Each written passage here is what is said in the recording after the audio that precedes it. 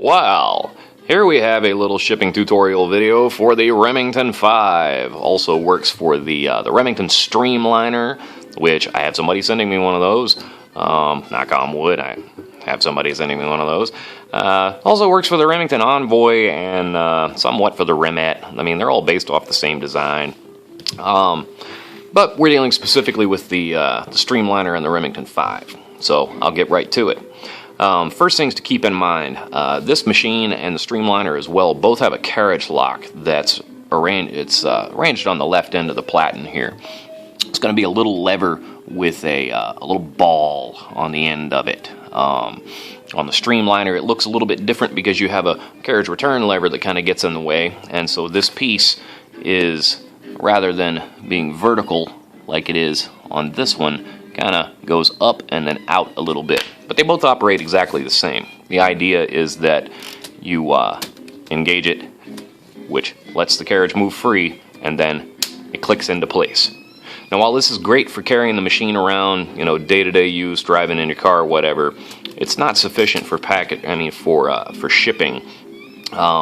Because any inertial stress, you know, as they drop the box or kick the box or whatever it is that postal people do, you know, all of that weight's going to get transferred directly to the little thing that goes click, right? And that's going to break. It'll either pop out of position or it'll just flat out break. You know, if you do have one that makes it there using the built-in carriage lock, it's a miracle.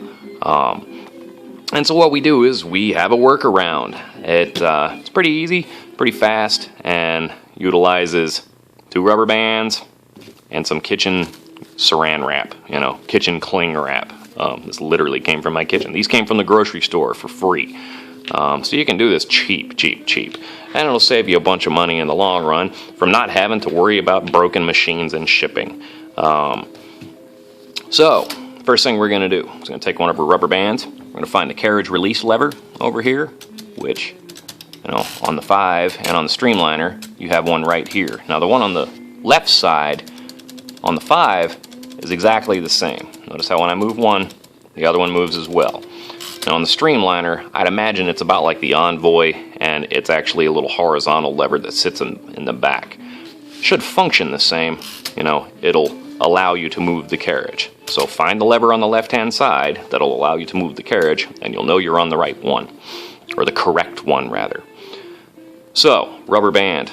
You're going to take one end of it, loop it around that lever, and pull tight enough. See right there where it pulls it all the way forward? Doink. So as soon as it pulls it forward, you know you've got it stretched tight enough. Now, maintain that tension. Wrap around the carriage, the platen knob a couple of times. You know, as many times as it takes for your particular rubber band. And then loop the other end back around the carriage release lever. So now, the carriage is free to move. This disengages the gears inside and is what we're aiming at. Now on the 5, since we have our other lever right here, I would do the same thing this way. But on the Streamliner, it's going to be a little bit different. I'm not even positive that there is a carriage release lever on the Streamliner. I don't know. That's why I bought one. So, you know, if there is one, you're going to want to use the second rubber band on that one and get a little creative, figure out exactly how you can work a rubber band around to engage the carriage release lever on that left side. Because you don't want to trust all of this to just one rubber band. They can shift out of position or sometimes even break. And you don't want to risk that because, you know, rubber bands are cheap, but typewriters are kind of expensive. So once you have that done, you're going to be sitting there with a typewriter that looks... Oh, get on up there.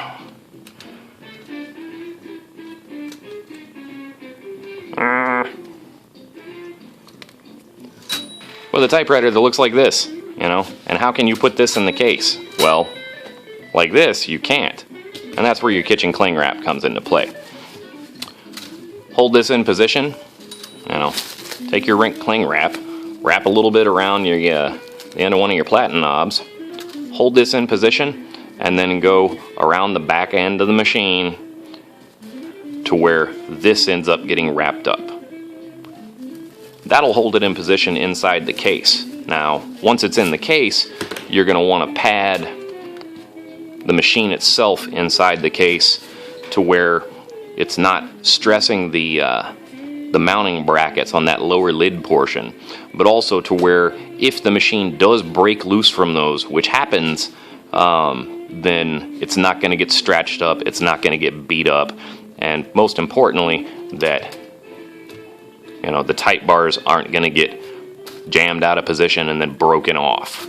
Bubble wrap, everybody uses bubble wrap on that, and bubble wrap's really not that good, because once those bubbles pop, you're left with just a piece of plastic. I use flexible foam or cloth or rolled up newspaper, wadded up newspaper, wadded up packing paper. Once you have that, you can take the case itself, wrap it in a trash bag, and then tape the living soul out of it.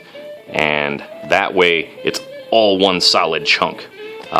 Put it into a box with at least 3 to 4 inches on each side. I typically use a 20 by 20 by 15 or 16 box, depending on the size of the machine. Like for an SM3, you use a 20 by 20 by 18. UPS normally sells an adjustable box that will accommodate that. I use packing paper inside, and lots of it. I normally use an entire 10-pound box of packing paper on my machines, actually. And, it costs a little bit, but so far, all of my machines have arrived alive, and, I've been doing this for years. So anyway, hope that helps. Hope it helps your machine arrive alive, and I hope it helps my Streamliner get here in one piece. Yeehaw.